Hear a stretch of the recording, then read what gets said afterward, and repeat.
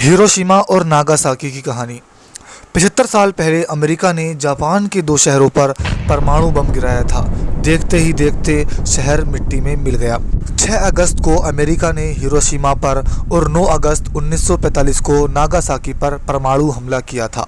Hiroshima पर गिराए गए बम का नाम लिटिल बॉय, जबकि नागासाकी पर गिराया गया बम फैटमैन था। 6 अगस्त 1945 को अमेरिका ने जापान के शहर हिरोशिमा पर परमाणु बम गिराया था। इसके 3 दिन बाद 9 अगस्त को नागासाकी पर एक और बम गिराया। इसमें लाखों लोग मारे गए, जबकि लाखों प्रभावित हुए।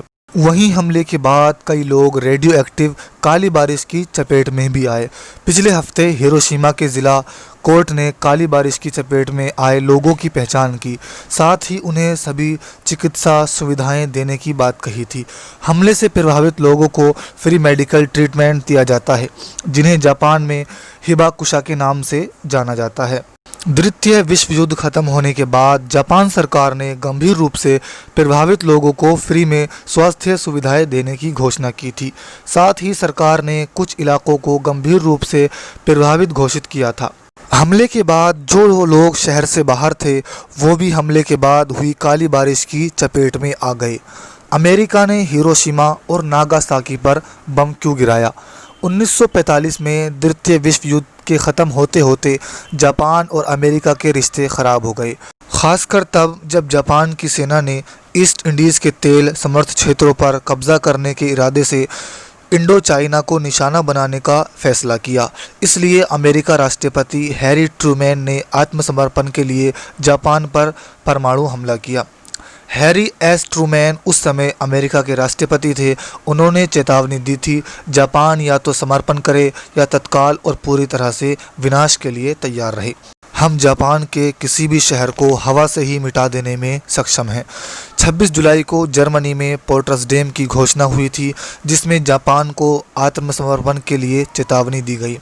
हालांकि इसे लेकर अन्य सिद्धांत हैं। परमाणु हमला कर जापान को समर्पण के लिए मजबूर करने की ज़रूरत नहीं थी। एक इतिहासकार गर अल्प्रोवित्ज़ ने 1965 में अपनी किताब में तर्क दिया है कि जापानी शहरों पर हमला इसलिए किया गया ताकि युद्ध के बाद सोवियत संघ के साथ राजनयिक सौदेबाजी के लिए मजबूत स्थिति हासिल हो सके। हालांकि परमाणु हमले के तत्काल बाद 15 अगस्त 1945 को जापान ने बिना शर्त आत्मसमर्पण कर दिया था। 6 अगस्त को सुबह 8:15 पर अमेरिका के इनोला गे विमान ने हिरोशिमा पर पहला एटॉमिक बम गिराया। उस वक्त तापमान 10 लाख डिग्री सेल्सियस से भी ज़्यादा गर्म हो गया था। करीब 10 किलोमीटर तक सब कुछ जलकर राख हो गया था। हवा की गति काफ़ी तेज़ हो गई थी। विस्फोट और थर्मल किरणों से बिल्डिंग के टुकड़े टुकड़े हो गए। हिरोशिमा की आबादी उस वक्त करीब 3,50,000 थी। इनमें 43,000 जापानी सैनिक थे। लिटिल बॉय के नाम से जाना जाने वाला यूरेनियम हथियार को जब हिरोशिमा में गिराया गया, तब वो 1,850 फीट की ऊंचाई पर फटा। इसकी क्षमता 12.5 किलोटन TNT के बराबर थी।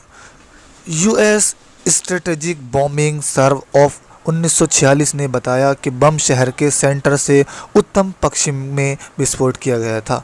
इसमें 80,000 से ज़्यादा लोग मारे गए और कई घायल हुए थे। अगले दिन न्यूयॉर्क डेली न्यूज़ का हेडलाइन था, bare secret weapon atom bomb Japan most destructive force and universe. New York time ने हेडलाइन दिया, जापान पर पहला परमाणु बम गिराया गया। मिसाइल 20,000 टन TNT के बराबर होता है। ट्रूमैन की चेतावनी, बर्बादी की बारिश। 3 दिन के बाद 9 अगस्त को 11 बजे लोकल टाइम नागासाकी पर दूसरा एटॉमिक बम गिराया गया। इसकी आबादी उस वक्त करीब 2,70,000 थी। वहीं नागासाकी पर फैटमैन प्लूटोनियम बम गिराया गया तो 22 किलोटन TNT के बराबर विस्फोट हुआ। इस हमले में 40,000 से ज़्यादा लोगों की जान गई थी। विस्फोट और गर्मी के चलते लोगों के शरीर से खाल लटक रही थी, पेड़ों की पत्तियां झड़ चुकी थी। एक सोशलिस्ट ने बताया, शहर का एक पार्क लोगों के शव से भरा हुआ था। वहां मैंने एक बेहद भयानक दृश्य देखा। कुछ छोटी लड़कियां वहां पड़ी हुई थी, बल्कि उनकी खाल भी शरीर से अलग हो गई थी। मेरे दिमाग में तत्काल ये ख्याल आया कि नर्क से कम नहीं है। जैसे मैंने अक्सर सोचा है, हिरोशिमा आग में जल रहा था। विस्फोट की थोड़ी देर के बाद काली बारिश शुरू हो गई थी। इसमें रेडियोएक्टिव तत्व मौजूद थे। सोशियोलॉजिस्ट ने बताया 20 साल की शिवायामा हिरोशी, जो हमले के समय शहर से बाहर थी, हिरोशिमा हमले के कुछ घंटों के बाद हिरोशिमा पहुंची। क्यूबाशी नदी को पार करते हुए उसने नर्क की एक पेंटिंग की याद दिलाती हुई एक दृश्य देखा। नदी में कई लोगों के शव तैर रहे थे। उनके चेहरे का साइज सामान्य से 2 गुना हो गया था। उनके पैर लकड़ी के जैसे कड़े हो गए थे। धमाके के बाद पूरे शहर में कई रंगों के गंदे, भूरे और काले रंग के बादल छाए हुए थे। हिरोशिमा और नागासाकी दोनों शहर में 1.2 किलोमीटर के दायरे में आने वाले 50% लोग विस्फोट के दिन ही मारे गए थे। वहीं 80-100% लोग के रेडिएशन और घायल होने के बाद जान गई। 5 महीने के अंदर हिरोशिमा के 3,50,000 की आबादी में 1,40,000 लोग मारे गए, जबकि नागासाकी के 2,70,000 की आबादी में 70,000 लोगों की जान चली गई। तो नाजरीन, ये थी हिरोशिमा और नागासाकी की मुख्तसर सी मालूमात। अगर आपको मज़ीद जानकारी चाहिए तो हमें कमेंट बॉक्स में ज़रूर बताएं। तब तक के लिए सेफ़ रहिए और हमारे चैनल को सब्सक्राइब करना और बेल आइकन को प्रेस करना ना भूलें, ताकि हर वीडियो की नोटिफिकेशन आप तक सबसे पहले पहुंच जाए।